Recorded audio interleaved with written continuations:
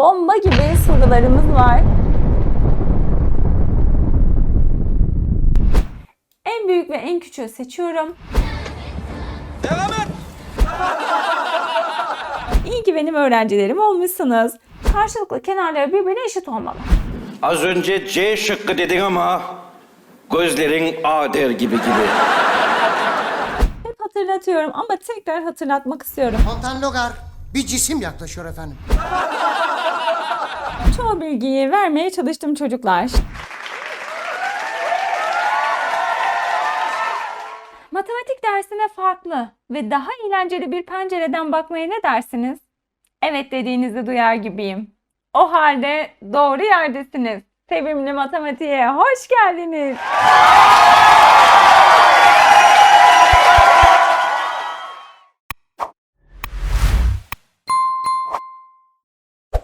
Merhaba canlarım. Nasılsınız bakalım? Bize soracak olursanız bizler gayet iyiyiz çok şükür. Yuvarlanıp gidiyoruz.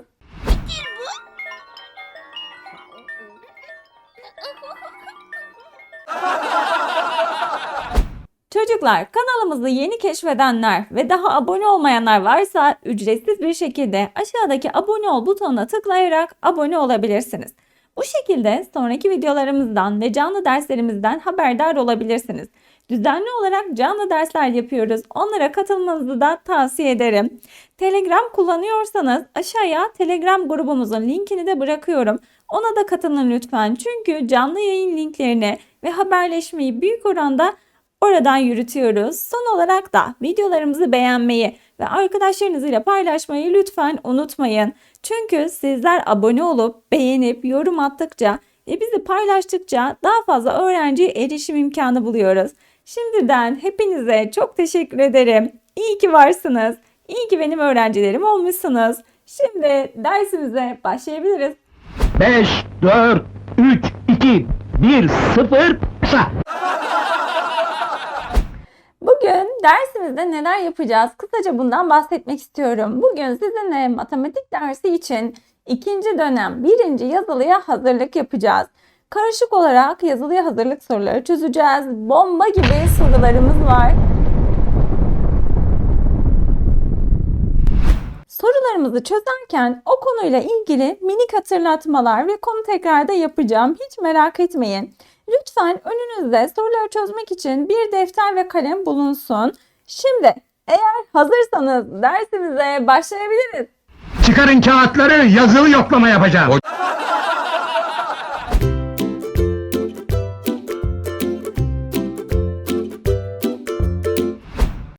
Sorumuza bakalım. 3 bölü 8 kesirinin ondalık gösterimi aşağıdakilerden hangisidir? Ondalık gösterim diyorsa ne olması lazım? Paydasının 10, 100, 1000 gibi 10 ve onun katları şeklinde olması lazım. Ama bizimkisi 8. Ne yapabiliriz? Genişletebiliriz. Bazı durumlarda sadeleştirebiliriz. Ya da normal bir şekilde bölme yapabiliriz. Ne demek istiyorum? Kesir ne demekti çocuklar? Kesir bölmek demek. Şuradaki 3 bölü 8 kesirimiz var ya da 8'de 3 kesirimiz. Ne demektir bu? 3'ün 8'e bölünmesi demektir. Yani şu demektir. O zaman biz de bölerek ondalık gösterimi bulabiliriz. Ne dersiniz? Hadi bulalım. Normal bir şekilde bölme yapalım. 3'ü 8'e bölüyorum. 3'ün içinde 8 var mı? Yok. Ne yapacağım? 3'ün yanına bir tane 0 koyuyorum. Çocuklar 3'ün yanına bir tane 0 koyarsam şuraya yani bölüm kısmına ne yapmam lazım? Bir tane 0 yanına da bir tane virgül atmam lazım ki ondalığa dönüştürebilelim artık. Şimdi bakalım 30'un içinde 8 var mı? Var. Kaç defa? 3 defa. 3 kere 8 24 çıkartıyorum. 30'dan 24 çıktı 6. 6'nın içerisinde 8 var mı? Yok. Ne yapacağım? 6'nın yanına bir tane 0 atacağım. Peki 6'nın yanına 0 attıktan sonra tekrardan bölüme bir tane daha 0 ekliyor muyum? Hayır.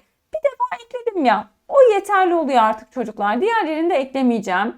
60'ın içinde 8 kaç defa var? 7 defa. 7 kere 8 56. Çıkarttım 4. 4'ün içerisinde 8 var mı? Yok. Tekrardan 0 atıyorum. Yine 0 atmam gerekiyor mu? Hayır. Bir defa attım ve bitti. 40'ın içerisinde 8 kaç defa var? 5 defa. 5 kere 8 40. Çıkartıyorum. 0, 0. Demek ki 3 bölü 8 kesirinin ondalık gösterimi neymiş? 0 tam 1000'de 375. Hangi seçenek? C seçeneği. Az önce C şıkkı dedin ama gözlerin A der gibi. İşte yapılan en büyük hatalardan birisi çocuklar. Doğru cevabı bulup yanlış şık işaretlemek. Hep hatırlatıyorum ama tekrar hatırlatmak istiyorum. Lütfen bunlara dikkat edelim. Sınavın sonunda sınavdan çıkmak için acele etmeyin lütfen. Kağıdınızı birkaç defa kontrol edin. Öyle teslim edin. Şimdi bunları hatırlattığımıza göre ikinci sorumuzla devam ediyoruz.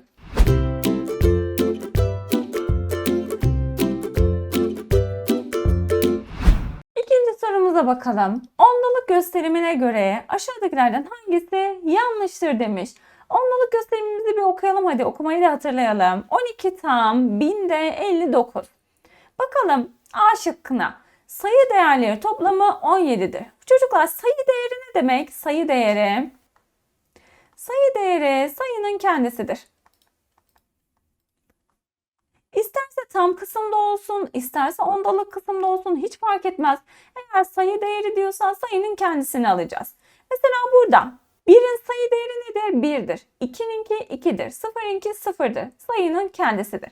Sayı değerleri toplamı 17'dir demiş. O zaman tüm sayıların toplamını bulursam sayı değerleri toplamını da bulurum. Yazalım hepsini sırayla. Şöyle artı diyelim. Evet, toplayalım. 1 ile 2'yi topladım 3. 3 ile 5'i topladım 8. 8 ile 9'u topladım 17. Gerçekten sayı değerleri toplamı 17 mi? Evet. Bu doğru. B'ye bakalım. Sayı değeri en büyük rakam 9'dur. Evet bakıyorum. Sayı değeri en büyük rakam 9. Doğru. Sayı değeri en küçük rakam onda birler basamağındadır. Şimdi öncelikle sayı değeri en küçük olan rakamı bulalım. Hangisi sayı değeri en küçük olan? 0 değil mi? Bunların arasındaki en küçük 0'dır. Peki 0 gerçekten onda birler basamağında mı? Evet. Virgülden sonraki hemen sağındaki neydi şurası? Onda birler. Bir yanındaki neydi? Yüzde birler. Ve bir yanındaki binde birler. Bunları da hatırlamış olduk. Peki tam kısma baktığımızda 2'ye ne diyorduk? Birler basamağı. 1'e ne diyeceğiz? Onlar basamağı. Devam etseydi yüzler basamağı olurdu. Evet baktık. C seçeneği de doğru mu? Sayı değeri en küçük rakam onda birler basamağında. 0 onda birler basamağında. Bu da doğru. D şıkkı yanlış. Ama neden yanlış? Hemen bakalım. Tam kısımdaki rakamların sayı değerleri toplamı 14'tür. Öncelikle tam kısma bakalım. Bizim tam kısmımız kaç? 12. Sayı değerleri toplamını sormuş. Sayıların kendisiydi. Yani 1 ile 2'yi toplayacağım. 1 ile 2'yi topladım ne bulurum? 3. 14 değil. O zaman yanlışı bulduk. D seçeneği. Şimdi en çok zorlandığınızı düşündüğüm bir konuyla devam edeceğiz. Sizden bana çok fazla mesaj geldi bununla alakalı. Peki nedir bu konu? Bu konumuz ondalık kesirlerde yuvarlama.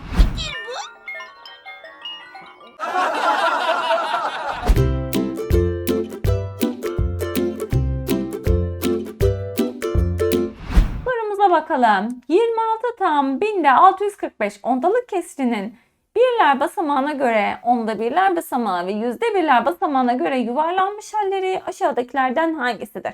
Nasıl yuvarlıyorduk? Haydi hatırlayalım. 26 tam 1000'de 645. Şimdi öncelikle birler basamağına göre demiş. Hemen yuvarlayalım birler basamağına göre. Birler basamağı hangisi çocuklar? 6 değil mi? Şöyle yapıyoruz. Bunların hepsine birer tane çizgi atıyoruz. Virgülü de aynı yere atacağım. Bütün sayılar için birer tane çizgi atıyorum. Bana birler basamağı dedi ya, bu birler basamağını tutuyorum. Bu dursun. Bunun solundaki olduğu gibi yazılıyor. 2 olduğu gibi yazdım. Sağındakiler 0. Şimdi 6'nın akıbetine karar vereceğiz. Yani birler basamağındakinin akıbetine karar vereceğiz. Birler basamağı ne olacak? Hemen sağındakine bakıyorum. Sağındaki komşusuna baktım. Eğer sağdaki komşusu çocuklar 5 ve 5'ten büyükse ne demek istiyorum? 5, 6, 7, 8 ya da 9 sa bizim sayıya artı 1 ekliyorsunuz. Ama eğer 5'ten küçükse 4, 3, 2, 1 ya da 0 ise hiçbir şey eklemiyoruz. Olduğu gibi kalıyor. Bakıyorum sağdakine 6. Yani 5'ten büyük. O zaman artı 1 ekleyeceğim. 6'ya 1 ekledim. Kaç olur? 7 olur. 27,000. Sağdaki sıfırların hepsini silebilirsiniz. Bu ne demektir? 27'dir. Yani birler basamağına göre yuvarlarsak 27 olacak. A şıkkını eledik. C şıkkını da eledik. Harika. Şimdi onda birlere göre yuvarlayalım. Sayımızı tekrardan yazalım. Şöyle farklı bir renkle yapalım bunu da. Evet. Sayımızı tekrardan yazıyorum. Yazdık. Bu defa hangisine göre çocuklar? Onda birler. Onda birler basamağı hangisi? Onu tutuyoruz. Onda birler basamağı 6 değil mi? Bunu tuttum. Hepsi yerine yine çizgiler koyuyorum. Ne yapıyordum? Tuttuğum sayının sol tarafındakiler olduğu gibi yazılacak 26. Sağ tarafındakiler 0, 0 oldu. Bunun akıbetine sağındakine göre karar vereceğim. Altının sağında kim var? 4 var. 4 nedir? 4 5'ten küçük bir sayıdır. Değil mi? O zaman ne yapacağım? Hiçbir şey yapmayacağım. Olduğu gibi kalacak. 6 olarak bırakıyoruz bunu burada. Şuradaki sağdaki sıfırları eleyebiliyorduk. O zaman bu sayımız ne olacak? 26 tam. Onda 6. Cevabımız ortaya çıktı. D seçeneği. Ama yine de biz %1'ler basamağına göre de yuvarlayalım. Olur mu? D'yi işaretleyeyim ama yuvarlayalım. Sayımızı tekrardan yazalım. Şu sol tarafa yazalım bu defa da. 26 tam 1000'de 645. Bu defa nereye göre? %1'ler basamağına göre. Bakıyorum. %1'ler basamağı hangisi? 4 değil mi? 4'ü tuttum. Her birinin yerine birer tane çizgi koydum. Sol taraftakiler aynı. 26. Şuraya da 6 yazıyoruz. Sağ tarafta kalanlar 0. 4'ün akıbetine de duruma göre sağ taraftakine göre karar vereceğim. Sağ taraftakine bakıyorum. 5. Eğer 5 ve 5'ten büyükse neydi? Artı 1 ekliyorduk. Demek ki 4'e 1 ekleyeceğim. 4'e 1 ekledim. 5 oldu. Şu sağdaki sıfırı atabilirsiniz. Sayımız ne olur? 26 tam %65. Yani Denizli.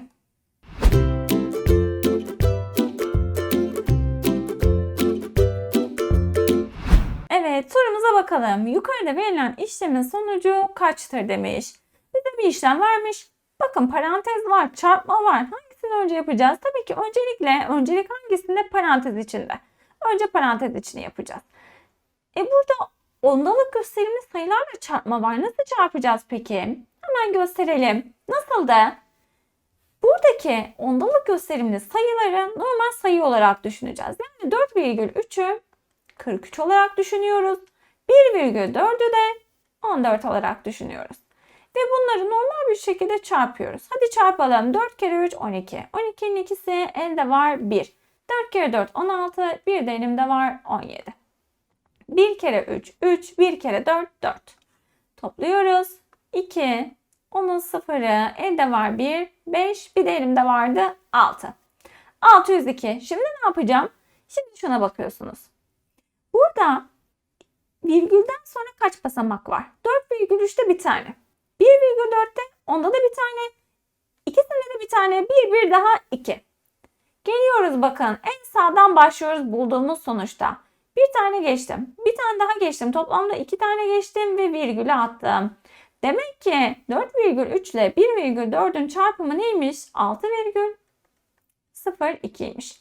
Şimdi bizden ne istiyor çocuklar? 20'den 6,02'yi çıkartmamızı. Şuraya düzgün bir şekilde tekrardan yazayım. 20 eksi 6,02. Peki çıkartmayı nasıl yapacağız? Şu şekilde. 20'yi yazdık. 20 tamdır değil mi? Evet. Yanına virgül atıp istediğim kadar sıfır atabilir miyim? Pek tabii ki atabilirim. Sonra 6,02 yazacağım. Peki neye göre? Toplamada da çıkartmada da aynı kural geçerlidir. Virgüller alt alta gelecek. Bakın virgülünü attım. Sonra virgüle göre yerleştiriyorum. Virgülün sağına sonuna göre yerleştirdim. Ve çıkartma işlemini yapacağım. 0'dan 2 çıkar mı? Çıkmaz. Komşularıma geldim. Yok. Soldakine geldim. Var.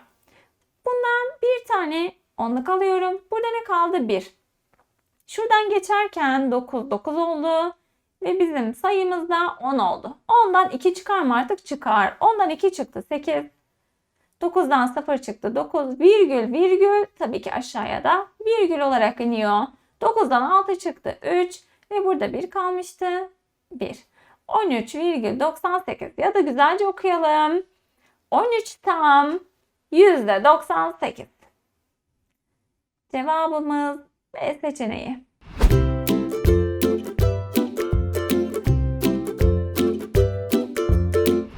Geldik bölme işlemine. Öncelikle bu birazcık karmaşık görünüyor. Ben normal bir kesirlerde bölme işlemi göstereyim. Hatırlatayım size. Nasıl yapıyorduk kesirlerde bölme işlemini? Mesela 1 bölü 2 bölü 3 bölü 4 desem. Bunu nasıl yapardık? Hatırlayalım. Birinci sayı olduğu gibi dururdu. 1 bölü 2 bölme çarpmaya dönerdi. Sonrasında ikinciyi takla attırırdık. Hadi takla attıralım. Hemencik takla attırıyorum. 4 yukarıya geliyor. 3 aşağıya. 4 bölü 3. Sonrasında çarpma işlemi. 4 ile 1'i çarpıyorduk. 4. 2 ile 3'ü çarpıyorduk. 6. 4 bölü 6 buluyorduk. Burada da aynısını yapacağız. Ama aynısını yapmadan önce bakın buralar ondalıklı, gördünüz mü? Normal kesirleri çevirelim bunları. Şuradaki gibi. Peki nasıl çevireceğiz? Virgül kaydıracağız. Ne demek istiyoruz? Bakın çocuklar. Yukarıdakinden bir tane virgül kaydırırsam aşağıdakinden de kaydırmak zorundayım. Buraya da bir tane örnek vereyim. Onunla alakalı. Sonra geçelim.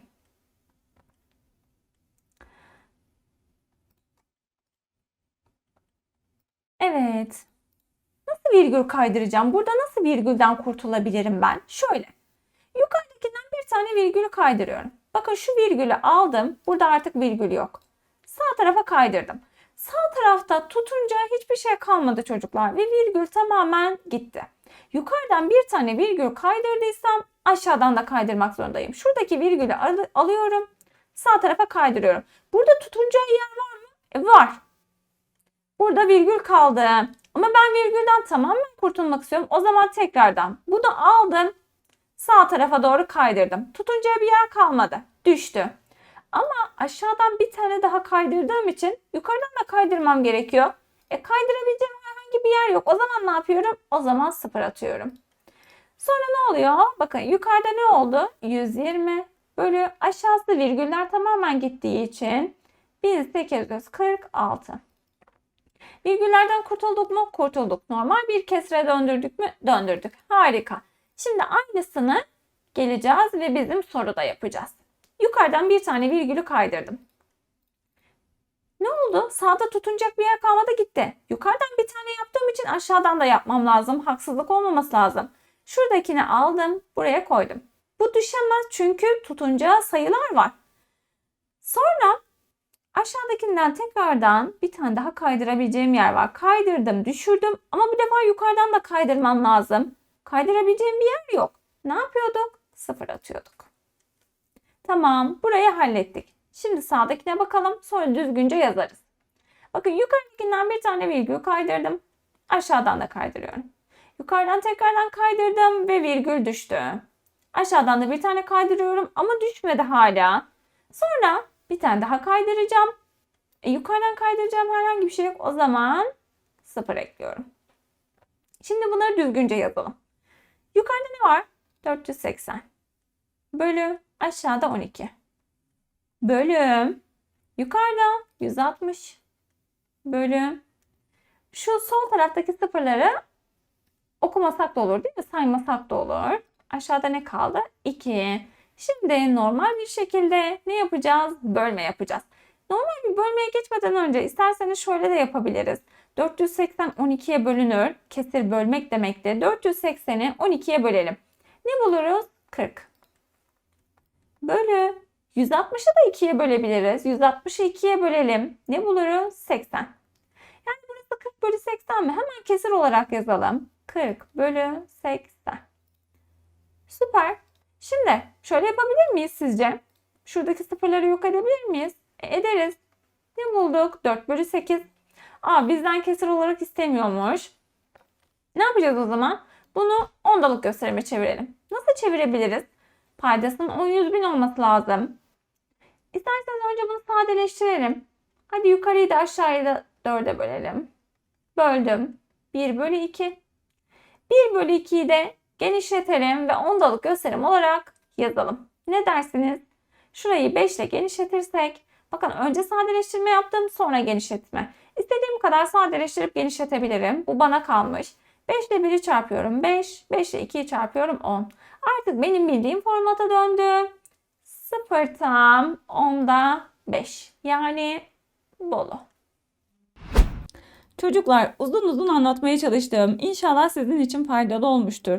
Hala bu konuda sorun varsa, anlamadığınız gibi olduysa lütfen soruyu tekrardan dinleyin. Ben bunu tavsiye ederim size. Şimdi biz neye geçiyoruz? Ondalık kesirlerle 4 işlem yapacağız. Toplama, çıkarma, bölme, çarpma hepsini yapacağız. Hadi bakalım geçelim.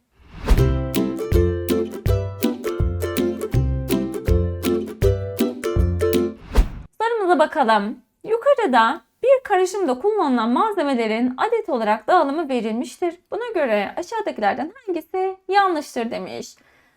Evet, bakalım A şıkkına. K ve L malzemelerinin M malzemesine oranı 4'tür.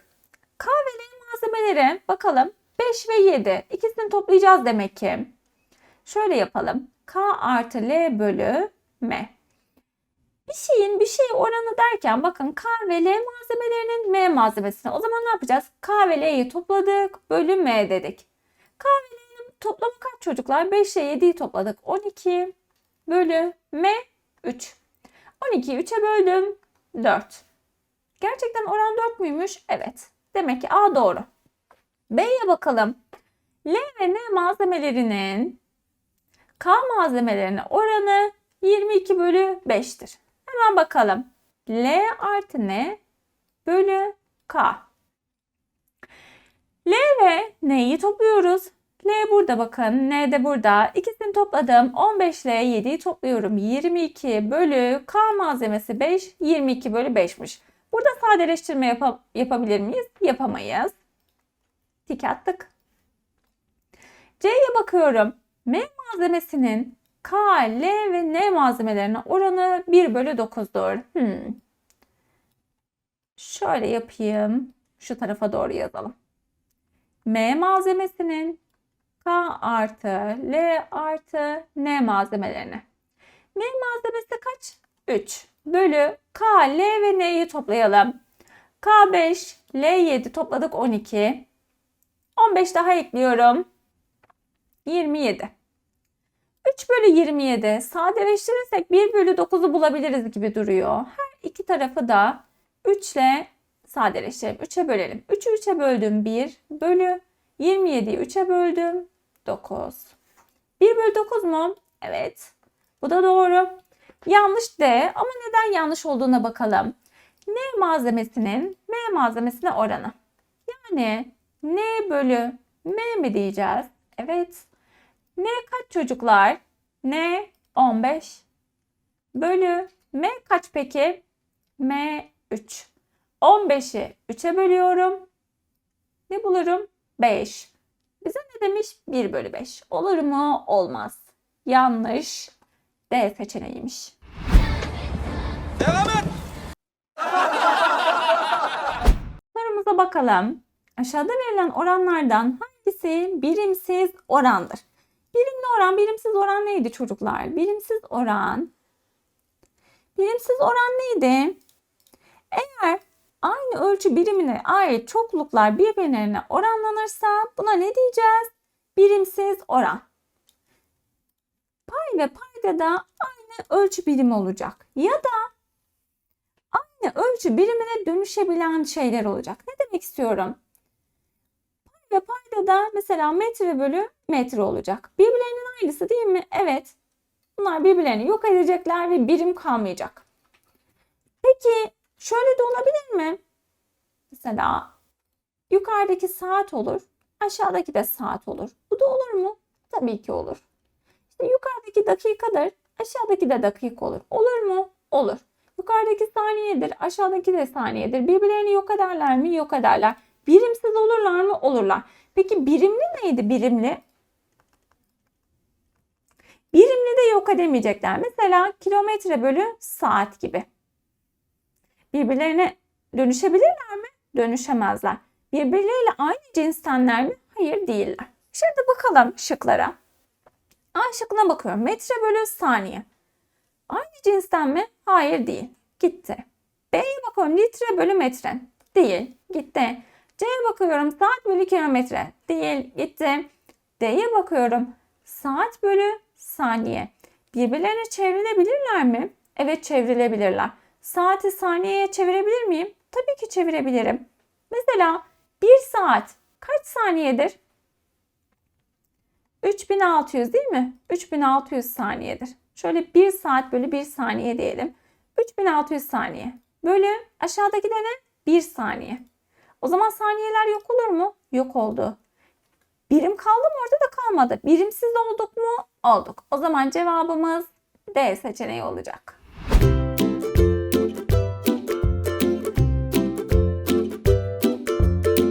Ondalık gösterimle ilgili önemli olduğunu düşündüğüm çoğu bilgiyi vermeye çalıştım çocuklar. Şimdi yeni konumuzun sorularını çözmeye başlayacağız. Acaba bu konu nedir? Komutan Logar, bir cisim yaklaşıyor efendim. Kimsin sen? Çık dışarı. Çık!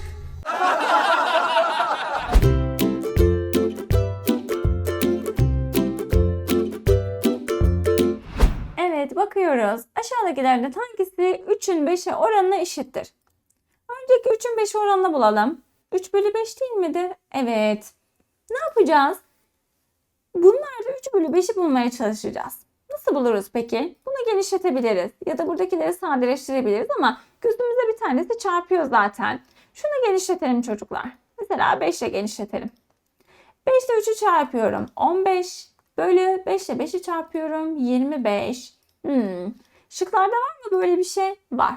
B seçeneği. Bunu göz kararı olarak bulabiliriz artık. Bakacağız. Diyeceğiz ki 3 bölü 5'e hangisi denk olabilir? Genişlettiğimde hangisini bulabilirim ben? İşte bakıyorum. 3 ile neyi çarparsam 15 yapar? İşte 5'i. Peki 5 ile 5'i çarparsam kaç yapar? 25 gibi. Bu şekilde akıl yürüterek bu tarz soruları çözebiliriz.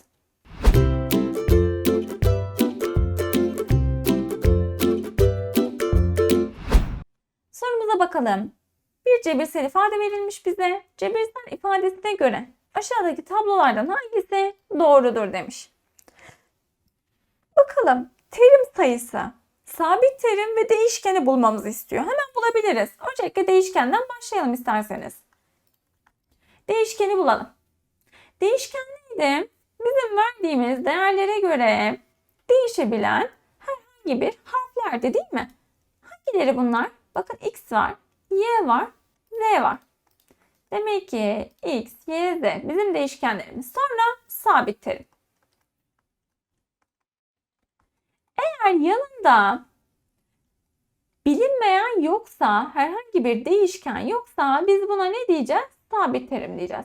Hangisinin yanında değişken yok? Eksi 1'in yanında. Bunları işaretleriyle alın. Sakın unutmayın. Yani 1 demeyin. Önünde eksi var. Eksi 1'dir. Sonra terim sayısı. Aynı sabit terim gibi diğerlerini de şöyle işaretleriyle birlikte alıyoruz.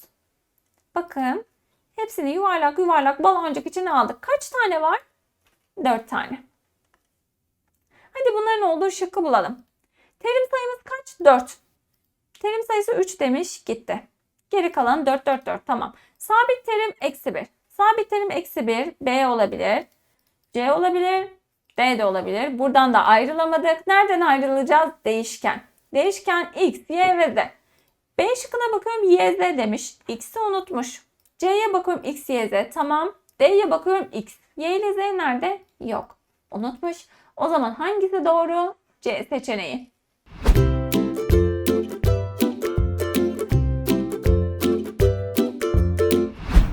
Evet, sorumuza bakalım. A eşittir 15x eksi 4, B eşittir 7y artı 3 olmak üzere x eşittir 3 ve y eşittir 2 için a eksi b değeri kaçtır demiş. Şimdi çocuklar, x'e değer vereceğiz ve a'yı bulacağız. Y'ye değerini vereceğiz ve b'yi bulacağız. Bu x ve y'ye değerler verebiliyorduk değil mi? İstediğimiz değerleri verebiliyorduk ama burada bize demiş ki x'e 3 ver, y'ye 2 ver. Tamam, onların dediğini uygulayalım. Şimdi gördüğüm yere 3 yazacağım artık. 15 çarpı x yerine ne yazıyorum? 3 eksi 4. Bu işlemi yapıyorum. 15 ile 3'ü çarptım. 45. 4 çıkarttım. 41. Şimdi y yerine ne yazacağım? 2. 7 çarpı 2 artı 3. 7 ile 2'yi çarpıyorum. 14. 3 ekliyorum. 17. A'yı ve B'yi buldum mu? Evet. A 41'miş. B de 17'ymiş. A'dan B'ye çıkartıyorum. 41'den 17'yi çıkartalım. 1'den 7 çıkmaz. 11'den 7 çıktı. 4 kaldı. 3'ten 1 çıktı. 2 kaldı. Cevabımız neymiş? Yani A eksi B neymiş? 24'müş.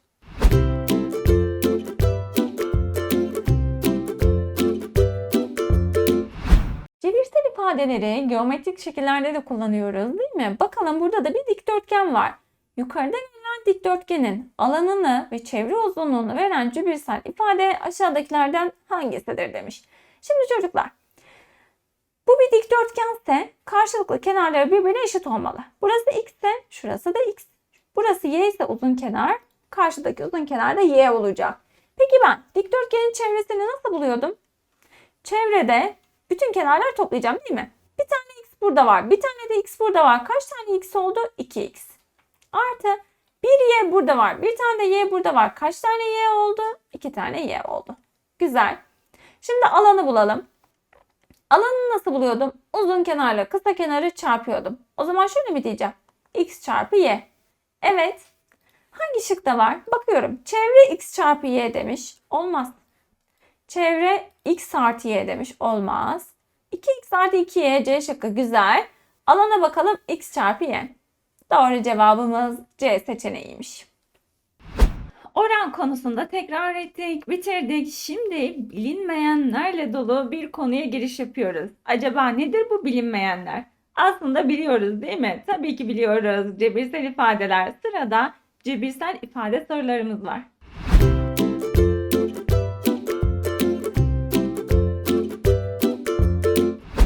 Evet, sorumuza bakalım. Yukarıda verilen sayı grubunun ortalaması kaçtır? Ortalamayı nasıl buluruz çocuklar? Ortalamayı şu şekilde buluyoruz.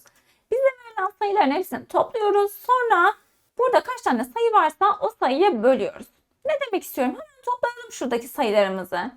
23 artı 15 artı 23 artı 45 artı 10 artı 4. Hepsini toplayacağız. Bunların hepsini topladığımızda 120 buluruz. Sonra bölü kaç tane sayı varsa 1, 2, 3, 4, 5, 6. 6 tane var değil mi? 6'ya böleceğiz. Yani 120 bölü 6 diyeceğiz. 120'yi 6'ya böldüğümüzde kaç buluruz? 20 buluruz. Cevabımız B seçeneği. Demek ki burada verilen sayı grubunun ortalaması kaçmış? 20'ymiş. Mesela siz bu ortalamayı nerede kullanıyorsunuz? Yazılı notlarınızı bulurken değil mi? Birinci yazılıdan 1 puan alıyorsunuz. Sonra ikinci yazılıdan 1 puan alıyorsunuz. Sonra ikisinin toplamı sizin neyinize veriyor? Ortalamanızı veriyor. Karnenize düşecek notu veriyor. Eğer tabii buna sözlü notu da eklenirse, mesela birinci yazılıdan bir tane puan aldınız. İkinci yazılıdan bir puan aldınız. Sözlü notunuz var. O da eklendi. Bu defa ne oluyor? Bu üçünü topluyoruz. 3'e bölüyoruz ve neyinizi buluyoruz? Ortalamanızı buluyoruz.